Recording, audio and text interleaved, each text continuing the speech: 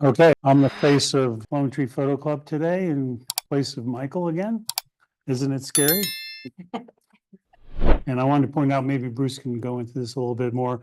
We used to have a password for our presentations. These are all recorded. But we want to get a little bit more interest in the club, so we've taken the password off. And if you get on our website and just click on the YouTube thing in the top corner, you can get in and review any competitions that we've done. So you can hear judges, how they scored prints, or you can go back and see some of the presentations that we've had. And how long does that go back? It's been 2020. 2020, yeah, so quite a bit. So that's pretty cool. Yeah, and the other thing is if you go to the YouTube website, because then you'll get notified of when I finally upload a video, so you'll see when they come up. And we want you to share them and so forth, because it really is going to help us attract more members. Okay, so let's get to the presentation. Tonight's presentation is by rgen Lobert, a daytime long exposure. It's my privilege because he's quite the photographer. He's out of Massachusetts. He's a fine art photographer and educator, born and raised in Germany. He actually has a PhD in atmospheric chemistry from Gutenberg University in Minsk, Germany, before moving to the States in 91, I believe. He specializes in all types of night photography subgenres, daytime long exposures, urban exploration, celestial events, and infrared imagery. He has curated photography exhibits and his artworks in permanent collections at the Art Complex Museum in Duxbury, Massachusetts, as well as a number of private collectors.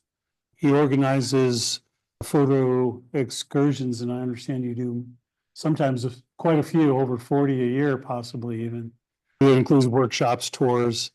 He's an international lecturer, instructor, and competition judge. Teaches photography at the Griffin Museum of Photography. He's a master member of the New England Camera Club Council and founder and organizer of the Greater Boston Night Photographers Meetup Group. And if you get on his website, he also has a few books. Maroon Skies is on lunar eclipses. Hello Darkness is on solar eclipses. So I have the great pleasure of having you here, Jürgen. If you want to give us any more information, please do. Or promote yourself, because my daughter lives on the East Coast, so maybe I should head out there to Massachusetts and find one of your workshops. Please do. Thanks for having me. And you obviously read the long version of my bio. Usually people are not patient, but it's a pleasure to be with you guys. I liked your paradigm. If you can't get up, you might as well take a picture. As a hit photographer, I have a similar paradigm. I say, if life knocks you over, just roll over and look at the stars. So that's my take on it. All right. So we will be talking about daytime long exposure photography. And you don't necessarily have to take notes. So you can actually find an article on my blog, on my Patreon blog, about getting started with daytime long exposure photography. I also have an ebook that prepares you for those. It tells you exactly what you need to do with your camera, what equipment you need, and so on, with links. It's a small 4-page PDF. And those are the speaker notes that you can also download as an ebook from my Patreon site. Throughout my presentation, you will find those little barcodes like this one on the bottom right here. If you have your mobile phone, you can scan that in and get to the link. And I will get back to that and mention it again at the very end. What is daytime long exposure photography? What does daytime mean? Let's start with that. Technically, of course, when the sun is up in the sky, that's daytime, right? And you will hear very often that the best light is in the morning and the evening, and also shortly after sunset or before sunrise. We will define daytime as being during the day when the sun is up, plus 15 minutes into twilight, either before the sun comes up or after the sun goes down, because that is really beautiful light and it's still bright enough to qualify for daytime. But it's really, you can do that at any time of day. So there's this paradigm by landscape photographers. They tell you, well, get up early for sunrise and take your photos and then go home, do your email, go shopping, take a nap, and come back in the afternoon just before sunrise. But I will show you that you can actually do daytime long exposure photography all day long, because you can use the clouds to your advantage to blur or soften the harsh sunlight. So here's an image of one of my favorite buildings in New York City. It's a triangular building, and that is taken at noontime during fairly heavy sunlight. And taking a long exposure makes that look pretty good. Likewise, here's one taken at, I think it was 2 p.m. in the afternoon. That is Seattle Harbor. Again, with very bright sunlight. No landscape photographer would go out during that time, but with long exposure techniques, you can take some really good photos. So now that we define daytime, what is long exposure? What does that mean? Most of the time we freeze motion. We take a photo like this one here which freezes the action in midair. And you can hand along with one of those riders and go to 1/90th of a second, introduce some motion into that image, but you're still freezing the motion of the person on the bike here. So long exposure means that we no longer freeze any motion. We no longer have a static moving person or car or so in the image. We need a tripod because it's a long exposure.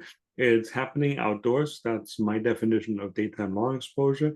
And we're recording some kind of motion. That means either the clouds, the water, we make people disappear, or we soften the shadows. So here's an example on the bottom left. That's a short exposure of a second or so. On the right is the same. Actually, it's a quarter second. On the right, it's 4 minutes. Very different appearance of the same scenery, right? And long exposures can start with 5, 6, 7 seconds or so. You can record the motion of the water here on the beach very nicely. The sky is not so nice, but the foreground is actually pretty intriguing.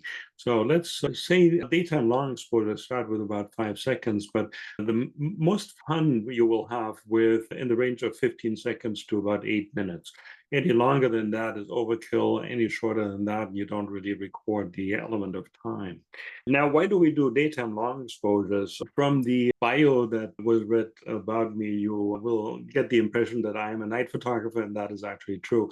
90% of what I do is night photography. So why would I go out during the day and do daytime long exposure photography?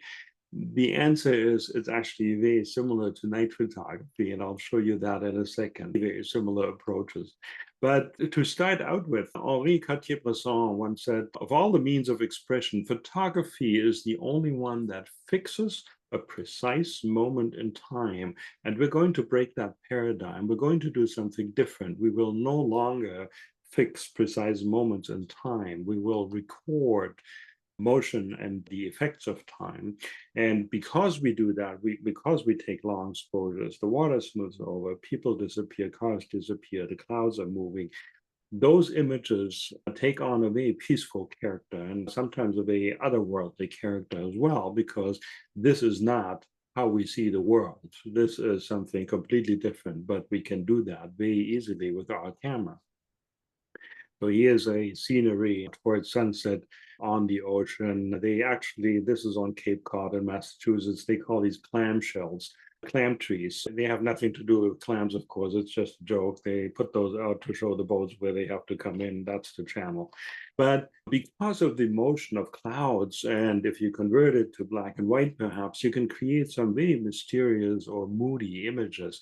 And at the end of my talk, I will show you one of my projects, which I call Ominous Clouds. And that is exactly what I'm trying to do. And here is one of those examples where I photograph architecture and make them look very moody. Most importantly, though, we are capturing and we can visualize time or the effects of time. So here is a pretty thick cloud bank over Death Valley, and that is a very short exposure. You see the puffy clouds, beautiful landscape. Now, if you take a 2-minute exposure, that transforms into something completely different. And the interesting thing is that you can actually see the motion. You see the cloud bank coming in here, and it is lifted up by the mountains there.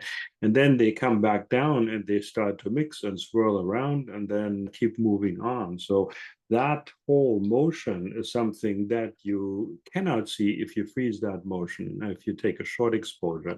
You can only see that if you take a long exposure.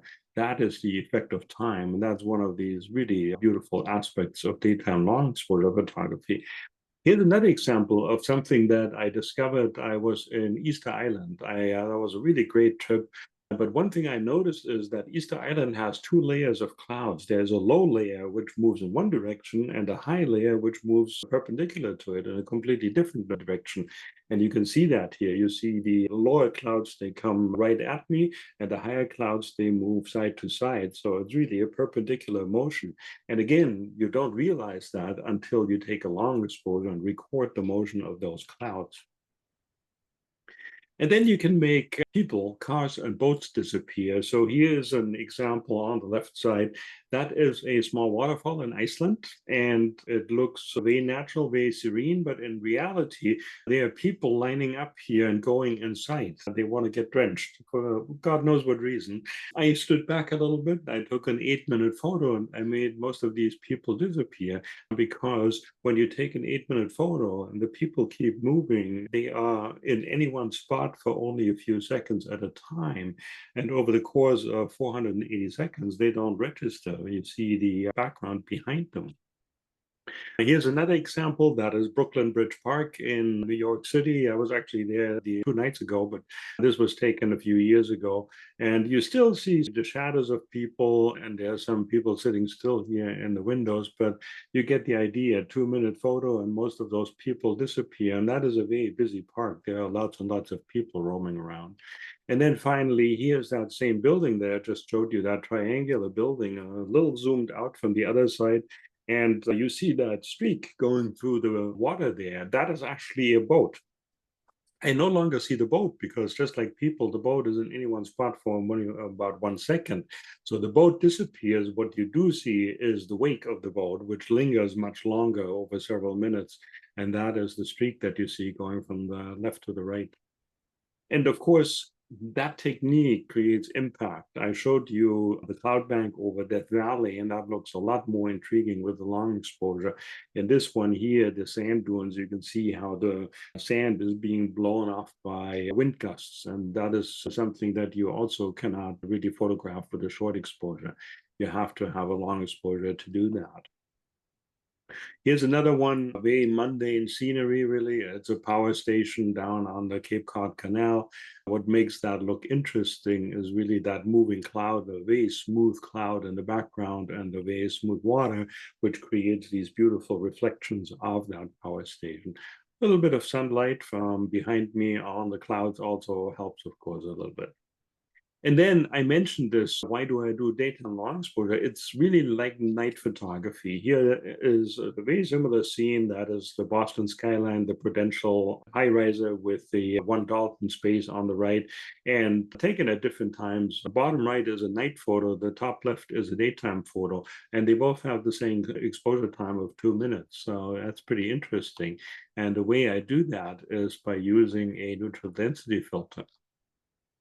So let's get started with a few technical aspects. What you need to do daytime long exposure photography is a camera where you can set all of the parameters manually. That means exposure time, aperture, ISO, and white balance. Those are the 4 parameters that you want to control manually.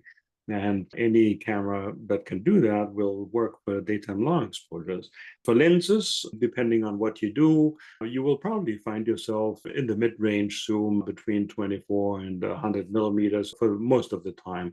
But you can use very long lenses as well. And if you have the proper equipment, also the super wide angle lenses. Because we're taking long exposures, you need a sturdy tripod. And I emphasize sturdy because you really do not want that camera to move during a 4-minute exposure. So it means it needs to be a very solid structure that doesn't move, doesn't wiggle, and doesn't get blown around in the wind as well. And then many cameras still top out at 30-second exposure times, unfortunately. So we need some means of triggering and keeping a long exposure, either an external intervalometer like you see it here, or perhaps the time mode where you start the exposure with a shutter button and you stop the exposure, and then you just time it using your mobile phone or something. And a few other things that you need are spare batteries. So long exposures drain batteries much faster than short exposures. I typically do not measure my battery life in the number of shots that I can take. I measure my battery life in the number of hours that I can photograph long exposures with, and that's typically 3 hours. So if you're heading out for a longer time than 2-3 hours, you're going to need a spare battery. Take some chamois for the filters and your lenses, and snack good clothing and all that good stuff. The one very crucial part of equipment that you need to do long exposures is a neutral density filter, and they are abbreviated as ND. Neutral means they are not supposed to introduce any kind of color cast, so they're supposed to pass colors through as they are. And the density simply refers to them blocking the light. So there's a lot of light coming in from the right and only very little light going out to the left to the sensor of the camera. And unfortunately, there are 3 ways of expressing the density of a filter. There's the number of stops. So one stop, if you remember, is either twice the light or half the light. So if I have a one-stop filter, that means it filters out 50% of the light. 2 stops is 75%, and 3 stops is 12.5% light goes through the filter.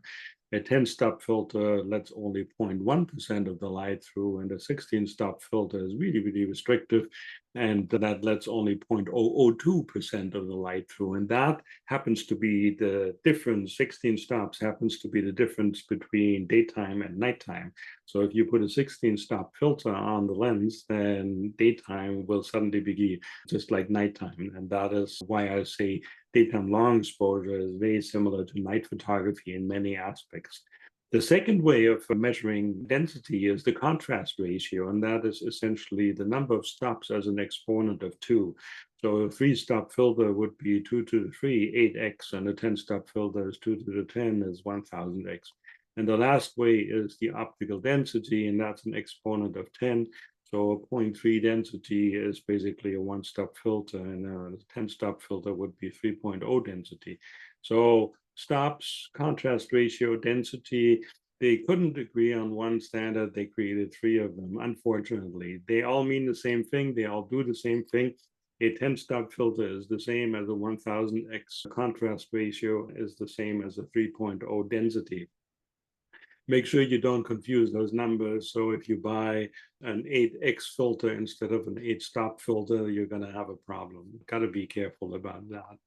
There are 3 types of filters, physical types that you can buy. There is the screw-on filter, and most of you are probably familiar with that. You might have used a skylight filter in the past or a polarizer or something. It's basically a round filter that you match to your lens. You have to get the right lens thread, 95, 82, 77 millimeters, and so on. And you simply screw it onto the front of the lens. And the advantage of that is it's probably the cheapest type of filter. It is almost the most compact type of filter. It's a very small solution. And if you match it to your lens, you can actually use your lens hood, which is good. The disadvantage is that focusing and composition becomes difficult because you cannot see easily through a 10-stop filter, and you have to compose and focus and then put the filter on. And if you change the composition or the focus, you have to do it again. I'll show you a trick though, how you can speed that up. And then the other disadvantage is that there is no screw-on filter for the really super wide angle lenses like the Nikon 1424 or so. And one tip for all of these ND filters, you can combine those. So if you buy a 10-stop and a 3-stop, you can combine them back to back and you get a 13-stop filter. That makes everything a little easier. Now, here is the set of filters that I recommend. And again, you can scan that barcode and I'll give it to you again later on. That set of filters, the company is called ICE, and you can see it says ND1000, ND64, and ND8. So that is the contrast ratio, the 10-stop, 6-stop, and a 3-stop filter. And you get a combination of 3, and they're very reasonably priced. And they also don't have a color cast. So it's an excellent set of filters that you can buy. If you want to use different lenses which have different diameters, what I do is I buy the filter for my largest lens, which is 82 millimeters, And then I buy a step up ring from 77 to 82. That's what on the bottom right here, to fit the 82 millimeter filter onto a smaller lens. The disadvantage is you can no longer use the lens hood, and it looks a little funky, but it works just fine that way. And it gives you a cheaper option of buying only one set of filters instead of 2 or 3 different sets of filters. The second physical type of filter, ND filter, is the square filter, and it's a slide-in filter. You basically have a big contraption with slots, and then you slide those rectangular filters into it. And the advantage of that is actually a solution for those super wide angle lenses. It's huge and needs large filters, but it works quite well. So that's the only option for those kinds. There are quite a few disadvantages. One is the whole contraption is really bulky. It makes everything much more expensive. And then you have to be careful about light leaks. So you need to get filters that have a gasket around them. And the way they showed this here is actually the wrong way. You have to put the filter into the first slot, because otherwise, if there's a gap, you will have light going in, and that makes it impossible to do a good exposure. Also, if you buy plastic filters, many of these are made out of glass, but there are plastic filters available. Those scratch easily. The same tip here, you can combine these. This contraption here has 3 slots. You can put a 3 and a 6 and a 10 stop filter in there to get 19 stops, for example. The third kind of filter is the clip-in or drop-in filter. They actually go into the camera body behind the lens, or in some really long lenses, they have a slot where you can put a filter in as well. The advantage is these are the most compact filters. Here's a case where I have 4 filters in a case that is used also for one single round filter. So it's a really compact solution. You can have many of those in one package. The disadvantages are they are only available for mirrorless cameras. They are brand specific. So the Canon filters look different from the Sony filters, look different from the Nikon filters. And those are the only 3 companies that have those filters or have those filters made by other brands. And so Fuji, Panasonic, and so on, I'm not aware that they have similar filters.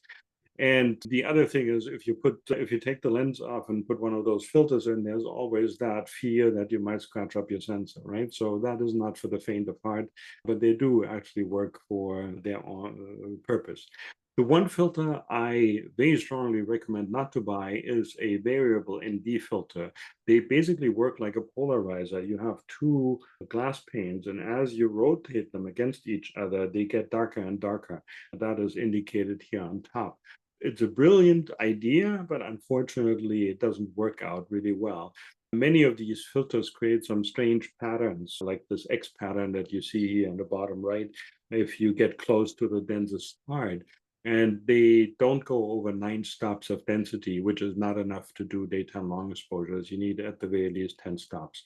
And some of them can be really expensive. So I do not recommend those. And that means don't buy them. And I really mean that. It's a waste of money to buy those. All right. As a summary, a 16-stop filter lets only 0.002% through. That is basically converting daytime to nighttime. And that is what you need for really bright sunlight. If you have the sun high up in the sky, no clouds, that is what you need to do that. A 10-stop filter, which lets 0.1% of the light pass through, that is good for partly cloudy skies with quite a bit of sun in it, but not too bright. And that is the most common kind of filter that you can buy. And a 6-stop filter could be used for twilights. Once the sun gets down very close to the horizon, you can switch your filter and still get the same effect. And the 3-stop filter by itself doesn't do much. I'll show you that in a second. But in combination with a 10-stop filter, it gives you 13 stops. And that is my go-to setting. That is my perfect solution for bright sunlight. It gives you for bright, cloudy days. And it gives you the most options in terms of settings. You don't have to close the aperture all the way where you get diffraction, blur, and all of that good stuff. 3, 6, and 10 stops, that's the combination I recommend that you buy. And that is basically exactly the product that I showed you before. So you scan it in, get to that link. It's on my Amazon store.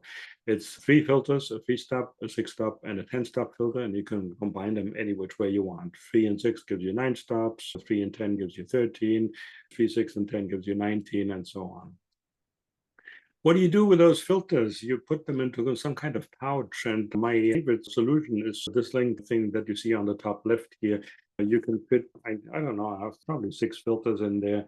The side pouch, you can put a chamois in to clean them up, and you can clip that to your backpack. It's very practical. You can buy fold-up pouches like this, or hard cases if you want to do travel, or this thing here with mini filters, a lot of different solutions. And you find those on my Amazon store under photo lenses and filters, the second category. So here's an example. In the middle, the center image, that is the one taken without an ND filter. And I took that at 1/30th of a second, a fairly small aperture. It's a bright day with the sun being like in the afternoon. Ripply water, puffy clouds, right? Now, if you put a 3-stop filter on, the 1/30th of a second goes to 1/4 of a second. Doesn't make much difference, really. The water is still ripply, the clouds are still puffy. It's still a 1/4 second. You can almost take that handheld if you wanted to. Now, if you put a 6-stop filter on, now we're getting to about 4-second exposure time, and that is when you see the water starting to smooth out a little bit, and the clouds are maybe getting a slightly less defined than they were. If you put a 10-stop filter on, and that is, as I mentioned, the most common filter, that gives you fairly smooth water, and the clouds are starting to move. This was a fairly wind-still day, so the clouds didn't move much, but you start seeing them move. And with the 13-stop filter, that's the 10 and the 3 combined, that is what I mentioned I use most of the time. You get some really smooth water, which is almost like a mirror finish, and you get these beautiful reflections. And the clouds now are starting to move because that is a 4-minute exposure. So that is basically what you want to do with ND filters. A tip, which is really a very generic tip that goes for all kinds of photography, take the shot while you can. So here I am in Iceland, and I took this photo. It was a 30-second exposure. And in order to get that, I had a 10-stop filter on my lens. And in order to get that, I had to go to ISO 50, the lowest setting I had, and f22, the smallest aperture I had, which gives you a little bit of diffraction blur. And I wanted to take a longer exposure, so I took the photo and then I took the filter off, and I wanted to put another 16-stop filter on. But by the time I had that second filter on, that iceberg, that little ice chunk here, broke into 2 and swam away. So take the shot while you can, even if you don't have the perfect equipment to do that. Let's talk about camera settings for long exposures. Because it is very difficult to see through 10 stops and almost impossible to see through 16 stops, my advice is you will be occupied with changing settings all the time. Know your camera. Really make sure that you know which dial does what, and how do I change exposure time, how do I change aperture, ISO, and white balance, because you will need to do that all the time, back and forth. You will have to compensate exposure time with aperture and so on. And you need to be able to think, if I go from 30 seconds to 60 seconds, that's twice the light. So if I want to keep the brightness the same, I have to go from f8 to f11. That's also 1 stop. So make sure you know how to do that and how to change those settings on your camera. And then I turn off everything with a prefix auto, just like night photography. The cameras are made for daytime, but without the ND filter. Everything auto works really well if you do normal photography. But if you put a 10-stop filter on, the autofocus no longer works, the auto white balance no longer works, and the auto ISO no longer works. The filter tricks the camera into doing weird things. So turn everything off with the prefix auto. And the other settings that you want, if you have any kind of motion compensation, IBIS, turn that off, because you are photographing on a tripod. And some lenses actually create motion when they're sitting on a tripod with the motion compensation turned on. Then there is a setting that is called long exposure noise reduction, or something similar on your camera. What that does is, if you get past a few seconds of exposure time, it basically records the photo, let's say 30-second photo that you chose, and then it closes the shutter and takes another 30-second photo to record the noise in darkness. And then it takes that noise and subtracts it from your image. But the problem is, if you take a 30-second photo, you have to wait another 30 seconds before you can use the camera again. If you take a 4-minute photo, you have to wait 4 minutes then. So I'm not patient enough to do that, and we are photographing at low ISO, so we don't really need that. Turn that off. It's really not needed. Set your LCD screen to maximum brightness +5 as far as it goes, because you are seeing very little through that ND filter. So make sure that you see more by cranking up the brightness. And then shoot raw image format, very important, because we will be dealing with really bright lights and really deep shadows.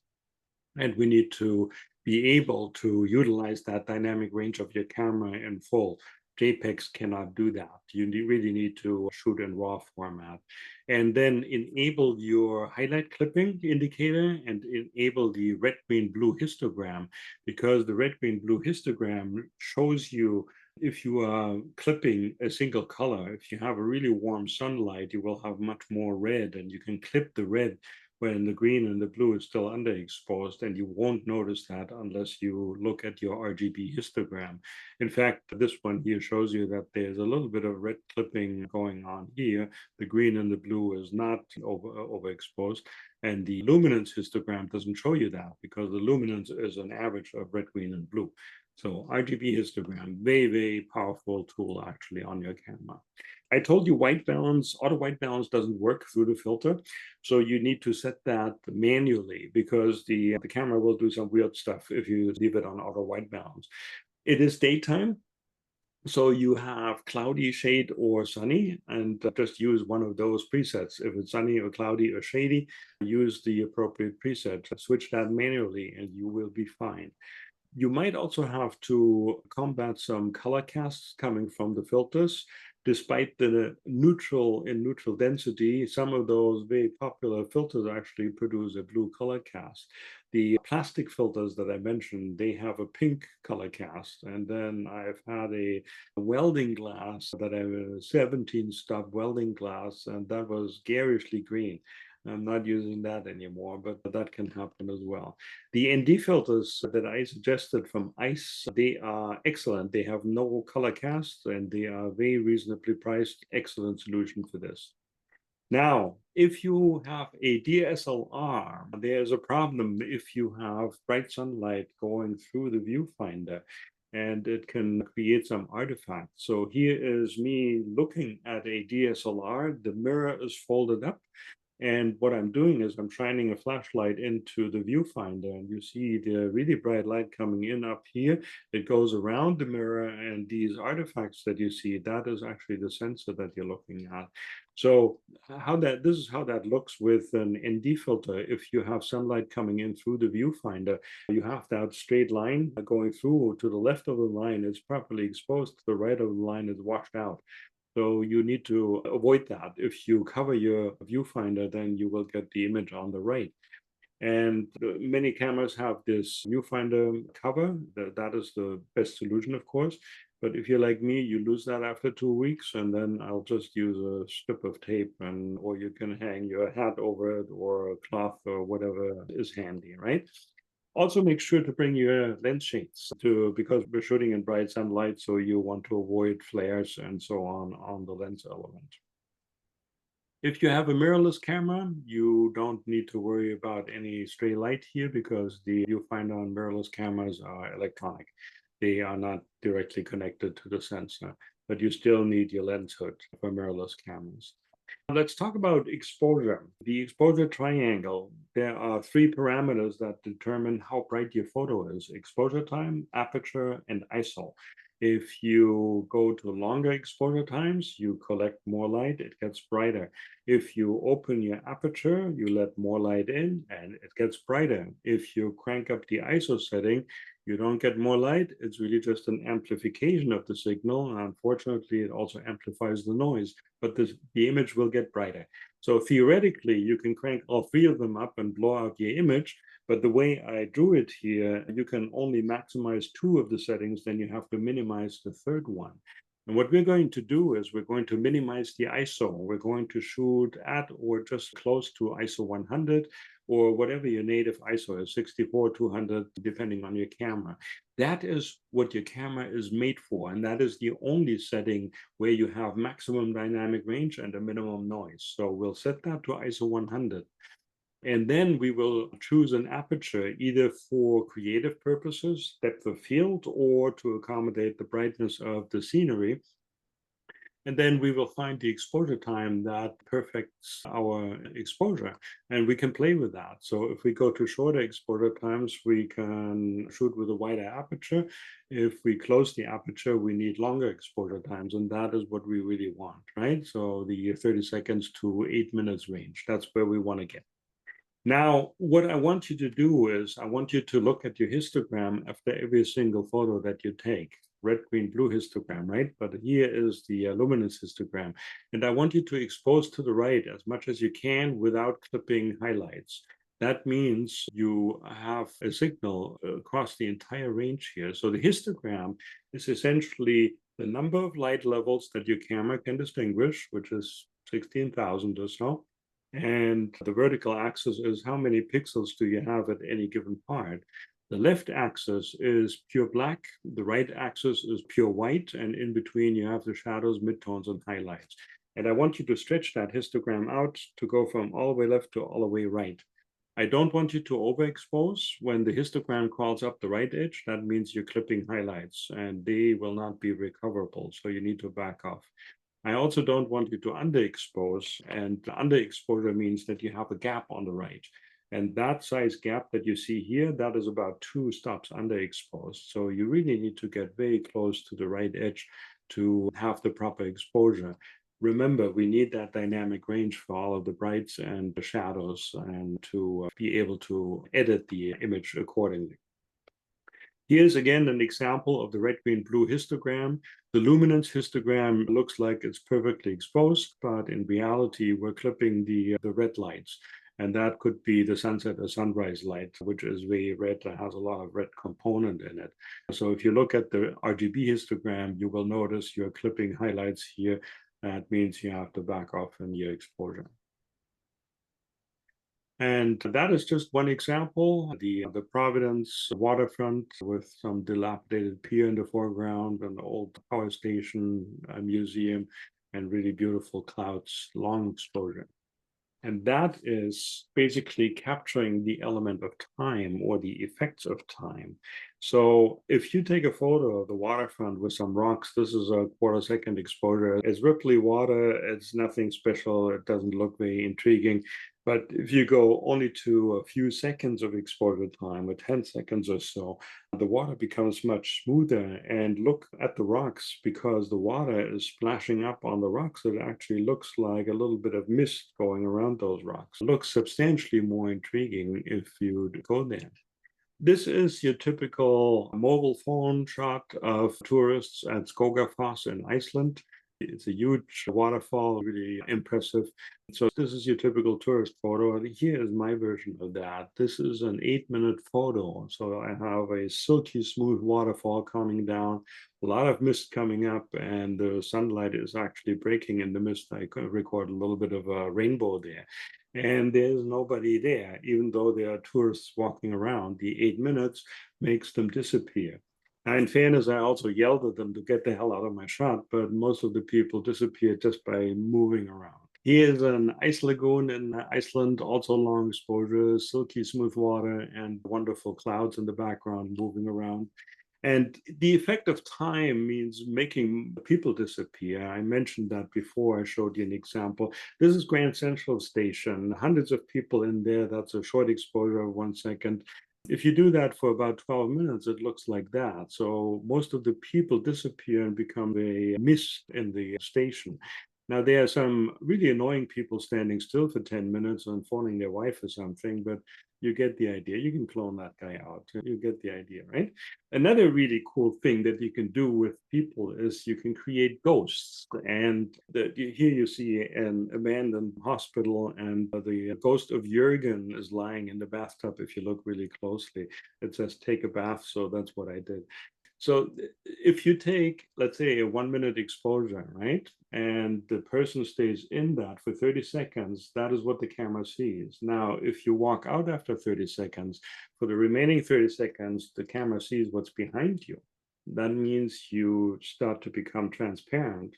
It sees you and it sees what's behind you. It looks like you are transparent. So that is how you create a ghost. If you take a 15-second exposure, 8 seconds with the person, 8 seconds without the person, you get your ghost, right? And the longer you stay in the exposure, the more solid you become. And the shorter you are in the exposure, the more translucent you become. Here's another example with my friend Lisa creating a ghost in the bathtub. I am here doing a surprised look, and I'm also here with a little grin. So you can create some really creepy images with that. It's a fun thing to do. Creating or capturing motion, and the motion of the clouds is, of course, a really big element of daytime long exposures, and it depends a little bit on the wind speed. So this was a night where the clouds were moving at a pretty good speed. I think that is a 4-minute exposure, and it creates really beautiful cloud streaks. This is a day where the clouds were barely moving. That's an 8-minute exposure, and the clouds are just ticking forward a little bit, but I got silky smooth water in here, right? One other effect is if you are photographing into the wind or with the wind, then the clouds are looking like they're coming right at you. It's a very dynamic element. And if you put something right in the middle of that, actually, my background photo is just that, right? I have the streaks coming out and it looks like my head is exploding into the clouds. So I chose that just for this talk. And then if the clouds are going sideways, side to side, then it's a much more serene view. So it's not as dynamic, it's a little more peaceful in appearance. And that is something you can use. Now that we are recording motion, another thing to consider is light, of course. And one neat effect that I found is these what is called crepuscular rays. And that is, where's that? In Wyoming, I think. So you guys in Colorado, you have lots of mountains. You can actually observe that. I lived in Colorado in Boulder for 6 years. And I really loved coming back in the afternoon when you have these layers of mountains that get lighter and lighter the further back you go. And sometimes when the sun is setting behind those mountains, it's shining through the valleys and the cracks, and it creates these rays. And if you take a long exposure, the mist in the air moves around and makes that quite a bit more pronounced than what with your eyes. Here's another example. That is what I call bottom lit clouds. And that is one of the neatest effects for clouds. And that happens very close and just after sunset or just before sunrise and shortly after sunrise. So you can catch that in the morning or in the evening.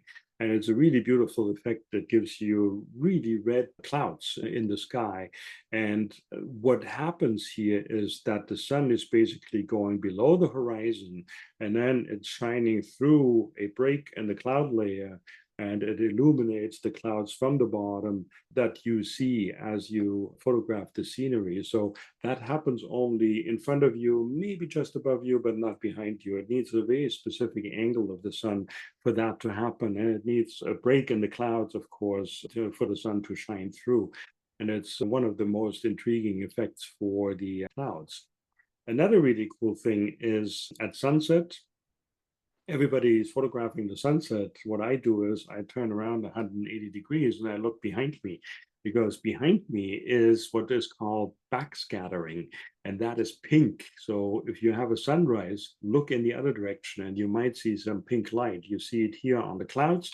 And here's another example. That's the same power station that I showed you before, but that is at sunset. Sunset is behind me, and you see these really pink clouds, and they are actually reflecting pink in the water as well.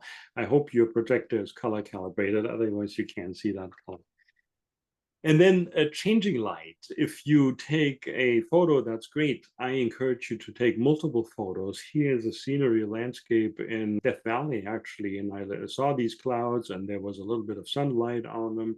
So I took a 4-minute photo, and then I took another 4-minute photo, and then I looked a little to the right, took another 4-minute photo. And you see how the clouds are changing. The cloud formation is changing. The colors in the clouds are changing. This is white and yellowish. Here's a little blue and yellowish. And here's almost everything orange. So it's really cool. Here's another example. That's a castle in Ireland, actually. I was photographing that 2 minutes at a time. 1 shot, 2 shots, 3 shots. Very different sky. And the light can change, the colors can change, and the whole mood changes with that. So my advice is don't just leave it at one photo, take multiple photos. And take a photo of 30 minutes, 30 seconds, 1 minute, 2 minutes, 4 minutes, right? You get different cloud streaks, the length of cloud streaks, and so on. And since we're talking about that, how long do I need to expose to get a good daytime long exposure? And it depends a little bit. It depends on your taste and your impact. What do you want to do with that? And if you have clouds, it depends on wind speed, as I mentioned. So here's a day where the clouds were moving at a pretty good clip. And I was shooting that new water tower on the right side. They're dismantling the old water tower. This is a 4-second photo, high ISO. And as I go to longer exposure times, I'm lowering the ISO. So I'm basically compensating exposure time with ISO to keep the brightness of the image the same. So this is a 4-second image, 15 seconds, 30 seconds, 1 minute. 2 minutes, 4 minutes, 8 minutes. Now, which one do you like best? 4 seconds? Nah. 15? Nah. 30? Nah. 1 minute, it starts getting interesting. 2 minutes is a nice photo. 4 minutes is a great photo. And 8 minutes is a good photo too. If you do that for 20 minutes, 30 minutes, the clouds will become one uniform white or gray, 18% gray cover. So they will lose the structure and it becomes uninteresting again. So you need to time it so that it looks most dynamic and whatever you like best. So for me, I like the 4 minutes, the 8 minutes, the 2 minutes is nice too, but I like the light better on the 4 and the 8 minutes because the light is more in the center rather than on the side. That's just one example. And as I mentioned, experiment with different exposure times. Take more than one photo, take multiple photos, 15 seconds, 30, 1 minute, 2 minutes, 4 minutes. And if it still looks good, maybe 8 minutes. And as you go to longer exposure times, close down the aperture or lower the ISO to ISO 50 or 32 if you can. Okay.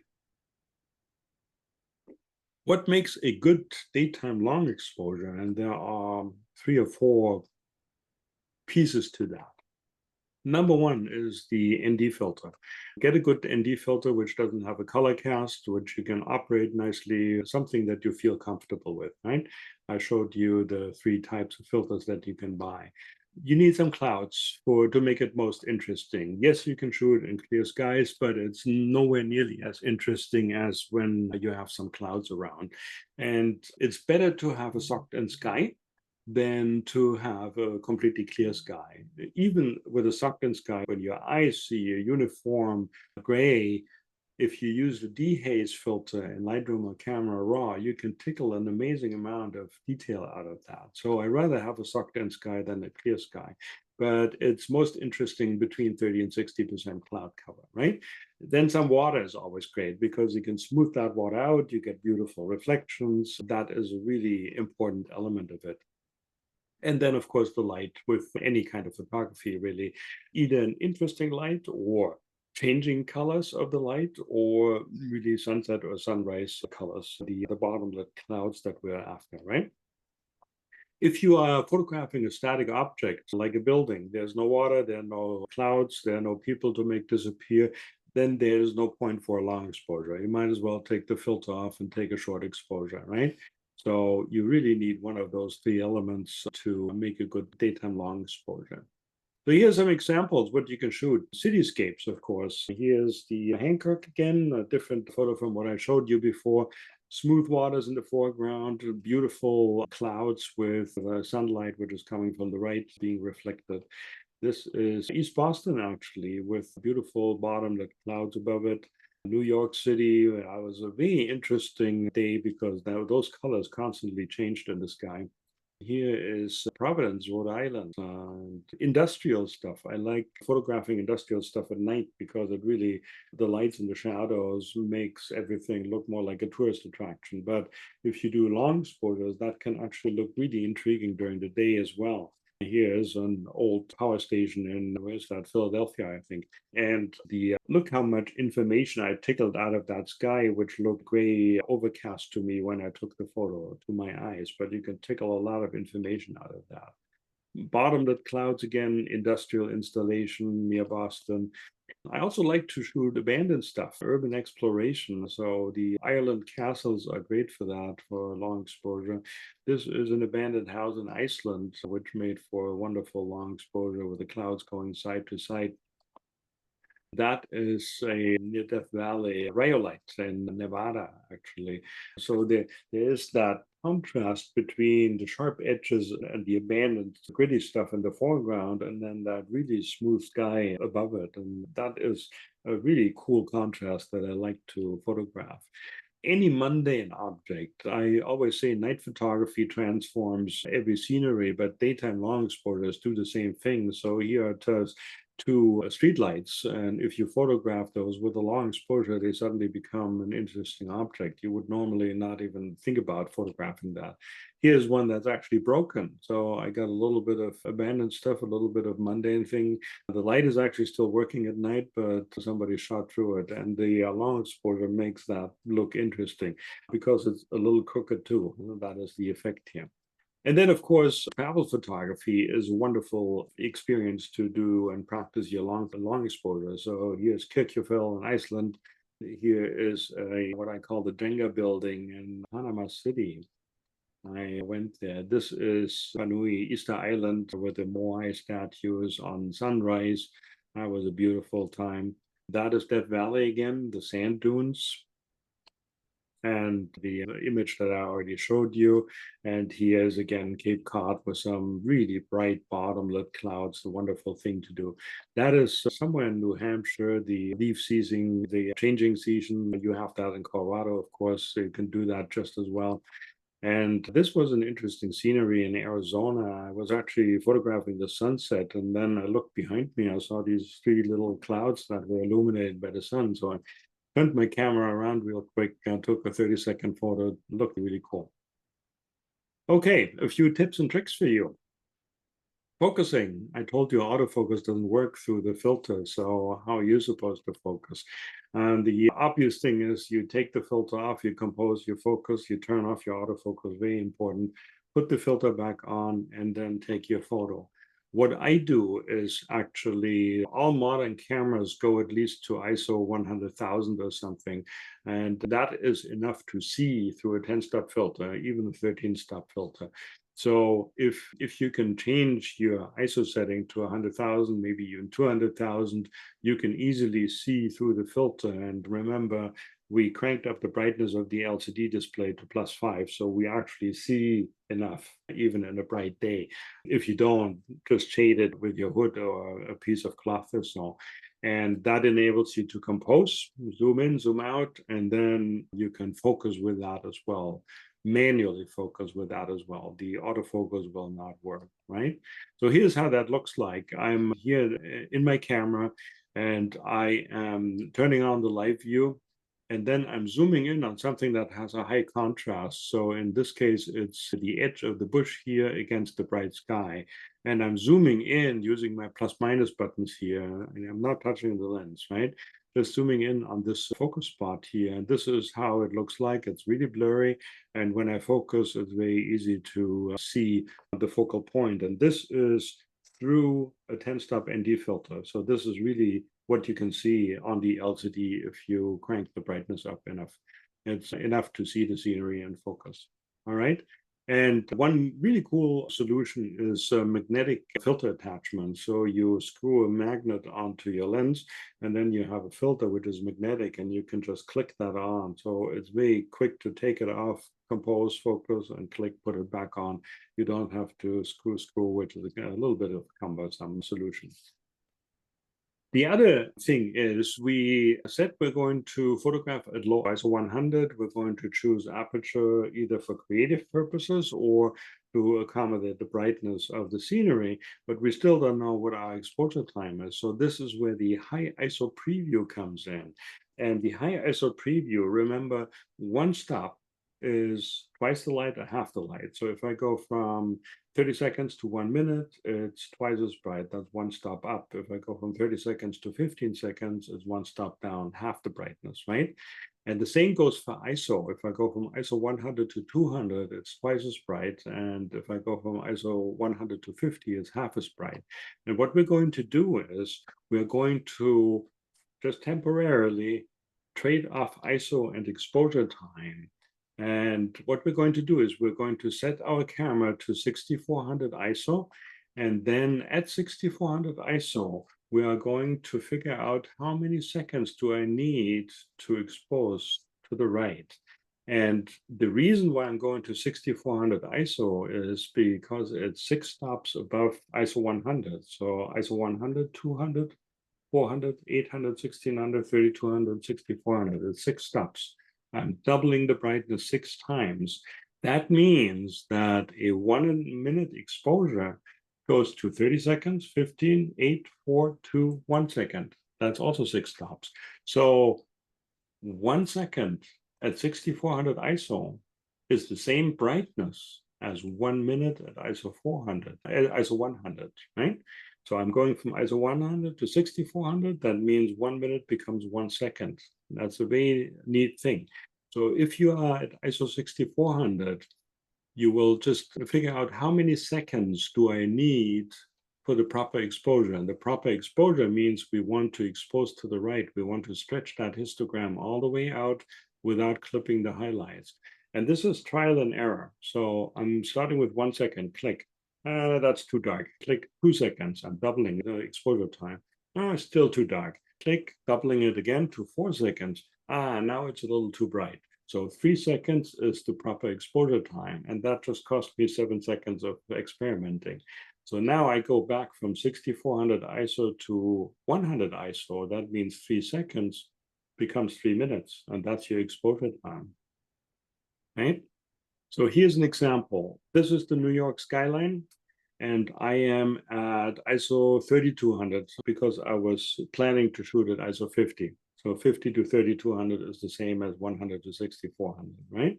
3200 ISO, I chose f8 for depth of field and the brightness of the scenery.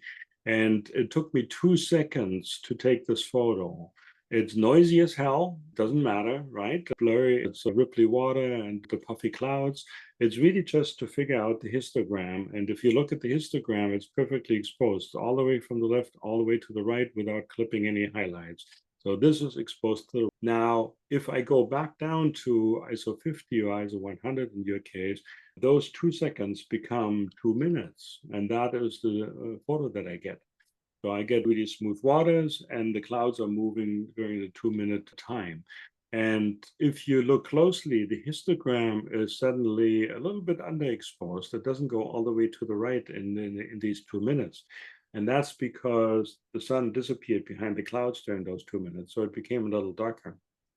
And likewise, it can happen that your preview is properly exposed and the image is a little overexposed. That's when the sun comes out of the clouds, right? So that can happen. Then you just have to take the photo again with slightly different settings. But this gives you a very quick idea on what do I need, what exposure time do I need to expose to the right.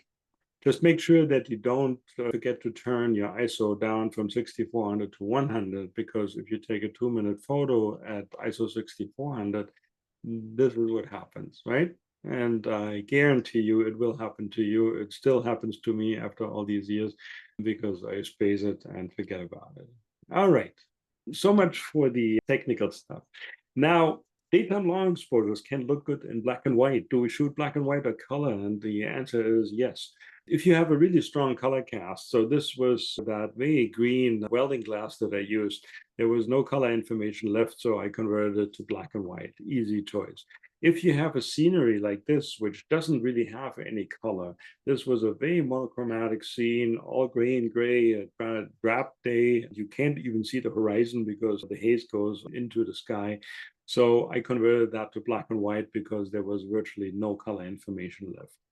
And if you want to create some certain moods, like my ominous architecture project here, black and white is a good choice. High dynamic range, really, you can do a lot with that. However, oh yeah, and if you want to keep it even more serene and add more serenity and intrigue or simplicity to it, take out the color information. It can create some really cool images that are very simple, minimalism, so to speak. But the world is really colored, and that is a beautiful thing to photograph, especially if we get these bottom-lit clouds. And the neat thing about this scenery here is after the sun went down below the horizon, so it's shining up, illuminating the clouds in red. And if you look at the water is really smooth in this part, that's where there are no ripples, and it's less smooth in the blue part. The really smooth part is like a mirror. It reflects that orange that you see on the horizon. The ripply part reflects the blue sky from above. So you get both the horizon reflected in the water and the sky above. That is the blue part. It's a really neat color effect that you got here. And that's what you can capture. Here's another sunset at a local pond. Beautiful reflections, beautiful colors, nice cloud streaks. That is in the Dry Tortugas, the islands in Florida there. It's a 4-minute exposure. You can actually see the sun going down below horizon. The clouds almost didn't move. They were just standing still. It was a very windstill day, but I got this beautiful reflection in the water. And then here is an extreme example of some color, and I'll show you in a second how to do that. From a compositional aspect, if you look at composition, there is really not much difference to any other kind of photography. So your rule of thirds, golden ratio, leading lines, all of that good stuff still applies. There's no difference. There's one additional element or two additional elements. One is the direction of the clouds. So you can use those. As I mentioned, if you're shooting into the wind or with the wind, they come right at you. It gives you a very dynamic aspect. If you are rotating it, I took this photo with the clouds basically mimicking the roof of the building here. Or if you shoot side by side with the clouds moving side to side, you get a much more serene effect. Here is the cloud coming at you, and here's the more serene effect, right? So it's the grand impact versus serenity that you can use by just rotating your camera 90 degrees. And then, of course, also capturing different colors and changing colors. So that can happen. This is that Brooklyn Bridge Park image where the sun came out and in and out of the clouds and gave you some blue, some yellow, some green. It was really cool. A few technique variants. If you don't just take straightforward, really long exposures, you can try in-camera motion or intentional camera motion. So that is an example here where I am zooming during the exposure. I'm taking a 15-second exposure and I'm rotating my zoom ring. So everything that is bright creates those streaks. And you can either zoom in or you can zoom out. I encourage you to try both because usually one looks better than the other. And also what I do is I stay still for half the exposure time and I zoom for the other half. So if I take a 15-second exposure, I count up to 8 and then I start rotating the zoom ring for the remaining 8 seconds. Here's an example where I'm moving the camera. It's sitting on a tripod. I unlock the ball head just a little bit and I'm moving the camera vertically to go up the forest and I create these vertical strips. Here is an example where I'm rotating the camera on the tripod. I just unlock the rotation and very slowly rotate the camera, created a really neat effect here with the tree. And if you take that to an extreme and you go very slowly through the entire time without staying still, you can create some very abstract images where you can't even figure out what you're looking at. So this is actually a beach at sunset looking out over the ocean. And if you want to take that to an extreme, what you can do is set your camera to, let's say, 2 or 3 second exposure. And as you are triggering the exposure of the shutter, throw the camera into the air and let it tumble around and then capture the camera again. And that is what you see here. So the bright streak, that is the sun going through. You see a little bit of the siding of my house and the trees and so on. You can create some very good abstract images here. Now, my lawyer told me to tell you that I am not responsible for any damage to your cameras, all right, if you try that, but it's a fun thing to try out.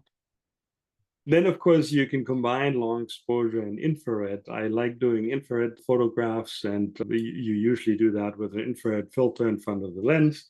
And you can just combine that with a neutral density filter. The one thing that is different is that the highlights are clipping more. The histogram is no longer reliable on an infrared camera, so you got to be careful not to clip the highlights. But you can create some really otherworldly, truly otherworldly things. Infrared means you have false colors to start with, and then you're adding that long exposure element to it. It gives you some really weird stuff that will most certainly catch a lot of comments on Facebook if you post that. So let's talk a little bit about editing, and I think I'm going close to my hour here. What we need to do is, once that photo comes out of camera, we may have to fix the color and tweak the white balance a little bit, but of course you use the right preset, right? Color, the shade or the cloudy or the sunny. But you might have to tweak that. Maybe you have to accommodate a little bit of a color cast if your filter creates that. And then you want to reduce the noise, and you can use the best tool is really the new AI denoise function in Lightroom and Camera Raw, or the third-party software that does the same thing. And if you take really long exposures during a hot day, let's say 4 or 8 minute exposures, and the sun is beating down, your camera will create a lot of fixed pixel noise. So that's white specks all over your image. And those are always the same pixels which light up. So they don't change. It's not random. It's a very fixed pattern. And you can use the Photoshop filter dust and scratches, which removes those very nicely. And then you work on the appearance. You set your black point, you set your white point, push the shadows, reduce the highlights, add a little bit of clarity and dehaze, make it pop, add a tone curve to it. And if you want to take that one more step, you can composite multiple images into one. That works as well. So here's a really basic example. This is the image of the Providence skyline. It's, I think, a 2-minute exposure. This is straight out of camera. So they come straight out of camera looking a little flat. We need to add some contrast to that, right? And this is the image after I process it. And what I do is I usually edit the sky differently from the skyline, different from the water. And the latest masking feature in Lightroom and Camera Raw have a new landscape component. You select the landscape and it detects the sky, it detects architecture, it detects vegetation, natural ground, artificial ground, and water. And you can create multiple masks and then edit each of those separately. Here's a really extreme example of an edit. So I exposed this image. It was, I think, a 4-minute photo. And I exposed it for the sky. I used my high ISO preview, 6400 ISO. I figured out 4 seconds is the perfect exposure. Then I went back to ISO 100 and took a 4-minute photo. And the sky is perfectly exposed. There's no highlight clipping, and that is what you want. I'm stretching it all the way out on my histogram from the left to the right. I got some black points here, of course. I got a white point. And then after editing, it looks like that. Because out of camera, the foreground is much underexposed because the sky is so much brighter. So that means you have to, what I do is I reduce the highlights of the image. Now everything is underexposed.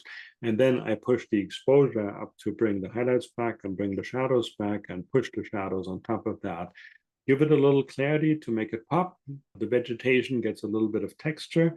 The water and the sky actually reduce the texture to make that silky smooth, which is a nice editing trick, right? But you get from here to here in a matter of maybe 1 or 2 minutes, really. It doesn't take all that long. Here's an interesting example. That's the skyline of Manhattan again from the Verrazano Bridge. And it was a hazy day, so you see the haze here. And when I started to pump up the contrast, it suddenly turned really pinkish and kind of gave me that turquoise water. And I actually liked that. So I didn't fix the color cast in the sky. I just left it as it is. It's an interesting view of New York, right? Now, here's my project, the ominous architecture that I mentioned a couple of times. So what I do is I basically point my camera up and I search for interesting looking buildings and photograph those buildings.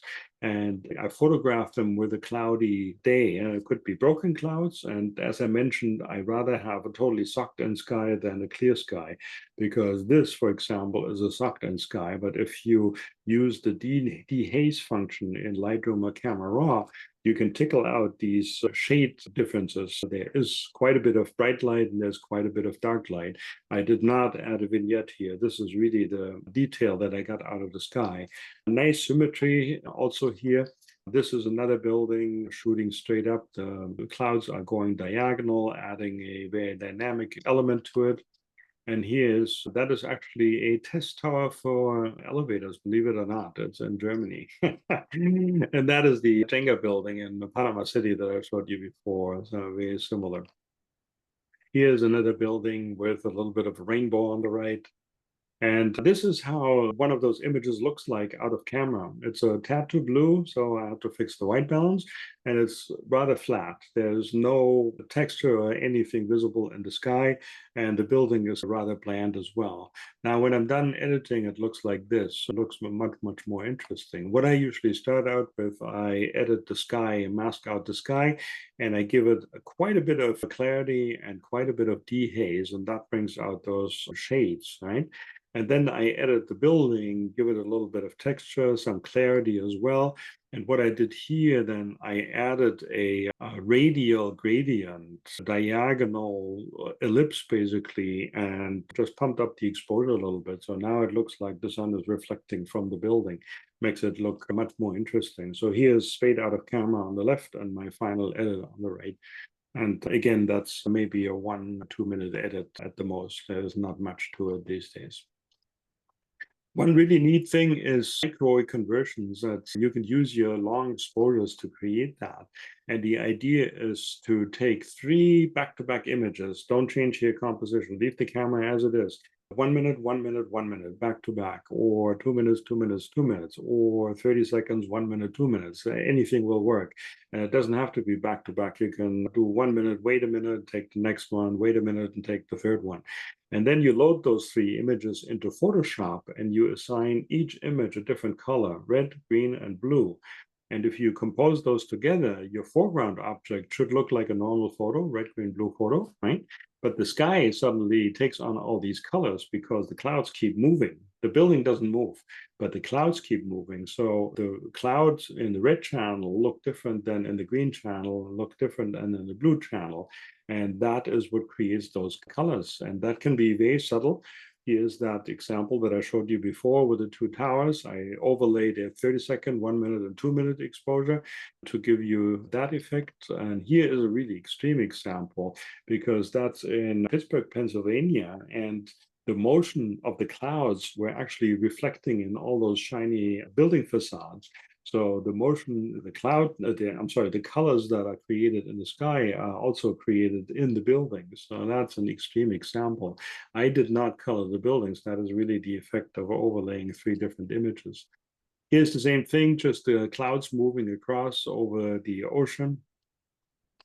And I have a whole article of that on my Patreon channel, Trichroic Conversions, how to do that. All right, that gets us to the resources, and you can find me in many different places online, Linktree/JM Lobert, linktr.ee/JM Lobert. That's what summarizes it all. I'll show you that in a second. Go on Facebook, Instagram, and Flickr, 500 pics, whatever your favorite social media are. If you search for long exposure, much of that will be night photography. But if you search for daytime long exposure, you will find quite a bit of inspiration also. So Google that and you'll find some tutorials as well. You can go on organized workshops, of course. If you're traveling anywhere where you are, just take your ND filters along. And if you find a scenery that has good clouds, some water, and a good scenery to photograph, try your long exposures, right? There is only one online workshop that I know of, that is Matt Kloskowski. He basically presents exactly what I just presented tonight, except he stretches it out over 3 hours. You can buy that online for $24. And unfortunately, there are really no books for daytime long exposures. Many people, if they talk about it at all, they lump it in with night photography. So there's no dedicated book about it. I'm thinking about writing one, but I haven't gotten to that point yet. So here's my link tree. Linktree/JM Lobert. You get all of my socials up here, and then my Amazon store with the photo gear suggestions, my ebooks to download, and the Patreon learning channel. And the Patreon channel is something I wanted to highlight at the end here. Patreon is a learning channel, so you can learn from me and support me at the same time. There are paid tiers, and by now you can tap into more than 400 posts that I created since 2019, all of which are neatly organized into collections. So I have public night photography, daytime long exposures, infrared, urban exploration. So here's the daytime long exposure collection. If you click on that, you get the posts for that. You can join my channel for free. Just sign up for Patreon and follow me at JM Lobert. And I have a collection of public, which approaches 100 posts by now. You can read those, and if you like, but you can upgrade to one of the paid tiers. And one of these articles is Get Started with Daytime Long Exposure. And in the shop, your president mentioned that earlier, you can buy ebooks that I publish. And one of them is Capturing Time. That is Daytime Long Exposure. I also have, that is the speaker notes, that is the content of it. And I also have a preparation sheet, which is a 4-page PDF, which tells you exactly what to do with your camera, how to prepare it, what ND filters you need, with the links to buy them, and getting you started. All of these ebooks are part of my second tier subscription. So if you sign up for the paid tier, then you will get them for free. This is my link tree. Scan it in if you like, and you can get there. And with that, I say let's seize the day. Thank you very much for listening. And if you have questions, this is the time to ask. Thank you very much. Great. Turn on the lights. Yeah, I do have a couple of questions for you. You talked about the clouds and the wind and the direction. Do you use any kind of an app? I know there's like a windy app and there's different ones. Is there anyone you would recommend or that you like to use? Yes, my favorite one is Clear Outside, but unfortunately that no longer works on the latest Android versions, but it has a web interface, clearoutside.com. They give you the cloud cover for low, medium, and high clouds, which is very useful. Because if you have really thin, very high clouds, that is more like haze. It doesn't help you for the long exposures, right? What you want is the low to medium high clouds and 30 to 60% of that. It gives you the cloud coverage. It gives you the chance for rain and all of that good stuff, temperature and everything. Clear Outside works on iOS, I think no longer works on Android. What I do have on Android also is the NOAA weather app, and unfortunately that only works for Android, but it does the same thing. This is the app here, and in yellow is the temperature, in white is the cloud forecast. Tomorrow it's going to be almost clear for a few hours. Those are very useful apps because they give you an hourly forecast, not just the daily forecast or half a day or so. And it doesn't just say cloudy, it really gives you a percentage of clouds. It doesn't mean that it's accurate, but I go by these apps and make a decision whether or not to go out. So those are very useful. Okay. And then the other question I had was on your Patreon site, what was the cost for your second tier level? It was per month or whatever it is. So there's a free level, a public level you can join for free. There is a $2 tier where you get weekly posts, and then there is a $7 tier, and that is the one that includes all of the ebooks. And that $7 tier gives you all of the in-depth articles, so the how did I get the shot, what did I make out of that, the editing. I go into Lightroom camera raw masking and describe exactly how to use those masks and how you can intersect them and do really complicated things. So that's part of the $7 tier. Great. Thank you. Then there's, I think, a $15 tier where you get a monthly review of an image or a series of images, and it goes from there. Sky's the limit, right? Yes. You're quite a resource there with your Patreon thing. That's just amazing. I was jotting down a few questions, and as you were going along, you kept answering my questions. Unfortunately, I guess that's good. But I thought that figuring out the time with a clever 6400 ISO was a brilliant, easy way to do things. And going to either live view or I guess with the new mirrorless cameras, since there's exposure simulation on those, that's even easier to bump up the ISO really quick. Yeah, that gives you a good idea, a starting point, but don't rely on that because Nikon, for example, if you change your exposure time past 30 seconds, it no longer changes the preview. So if you go to 1 minute, 2 minutes, 4 minutes, it doesn't double the brightness anymore. It gets. I was thinking more for focusing purposes where you could focus a little bit. I did have one question left. If you're exposing to the right and exposing for the highlights, it looked as if in the middle of the day, say at noon, 2 o'clock, that a lot of your black and white photos had a really high contrast.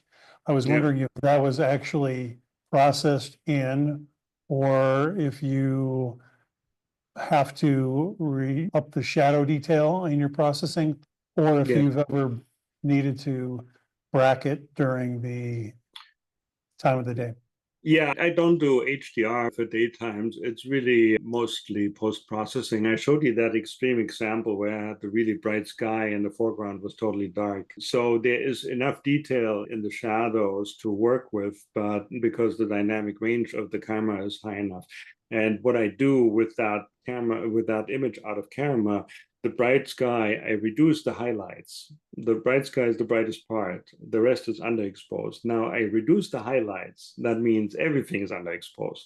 And then I push the exposure to bring back the highlights and a lot of the shadows. And on top of that, I push the shadows as well to really make the foreground look bright enough. That's the difference between a camera and the human eye. When we see that scenery, we see all of the detail in the foreground and we see the sky. So we have a much higher dynamic range to work with than cameras. So for the camera, you have to do these edits, but it's all single exposures. I just push the shadows. And if that creates noise, then you might have to denoise the image.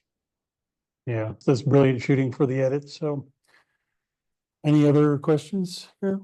On the sunsets and the Tortugas, on a 4-minute exposure, how do you keep the sun fixed? It's sinking constantly through the exposure. Yeah, if you look really closely, you could actually see the sun was a streak going below the horizon. So the sun was moving during a 4-minute exposure. If you use a really wide angle lens, a 14 millimeter lens, you can take a 30-second exposure and it still looks round. But once you get over 30 seconds, it creates a streak. And you could see that streak, but it was obscured by clouds. So it wasn't all that obvious, but it was a streak going below the horizon. Got it. Thank you. With the trichoric image that you showed, where you had where you took the 3 different images and set one to the red channel, the green channel, and the blue channel, how did you blend those afterwards to get all the color from each of those 3 channels into the same image? You blend them in lighten mode. Okay. Thanks again. This is fantastic. Like I said, I hope we all check out your Patreon page and use those resources. And perhaps these daytime long exposures might be one of our projects. Yeah, there you go. So thank you very much. Thank you for having me. Thank you very much. It was a great presentation. If you have any questions, or obviously you got our information, so if you have any workshops or something coming this way, or books or things, feel free to email me and we'll make sure our members know about it that haven't signed up for Patreon yet. Will do. Thanks for having me. Consider having me again. And I'm also a judge, by the way. So if you want that, I can do that too. Oh, fantastic. Great. Be careful what you volunteer Thanks, for. guys. Have a good night. Thank you. We will end the meeting and we'll get this posted out onto YouTube shortly. And have a good evening, everybody. And have a good night.